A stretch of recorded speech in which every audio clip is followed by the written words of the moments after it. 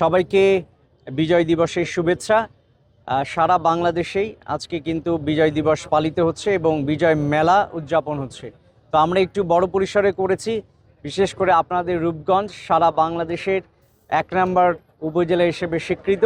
সুতরাং এখানে যে অনুষ্ঠানগুলো করা হয় এটিকে জাতীয় মানের একটি অনুষ্ঠান করা হয়। তো আমরা 2 দিন ব্যাপী এই মেলাটি করব। আর এই মেলাতে আমরা যেটি প্রাধান্য দিয়েছি, আমাদের রূপগঞ্জে অনেক নারী উদ্যোক্তা রয়েছে। আমাদের আজকের এই বিজয় দিবসে বিশেষ করে নারী উদ্যোক্তাদেরকে আমরা সামনে আনার চেষ্টা করেছি।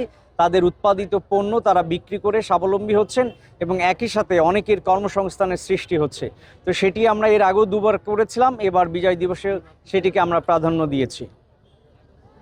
আচ্ছা, আরেকটি বিষয় হচ্ছে যে এই মেলাকে ঘিরে যদি কোনো ধরনের কোনো শৃঙ্খলা কঠিন কঠোর ব্যবস্থা আমরা গ্রহণ করেছি এবং করব। বিশেষ করে আপনি জানেন যে এখন আমাদের ত্রয়োদশ জাতীয় সংসদ যে নির্বাচন হবে সেই নির্বাচনের তফসিল ঘোষণা হয়ে গেছে।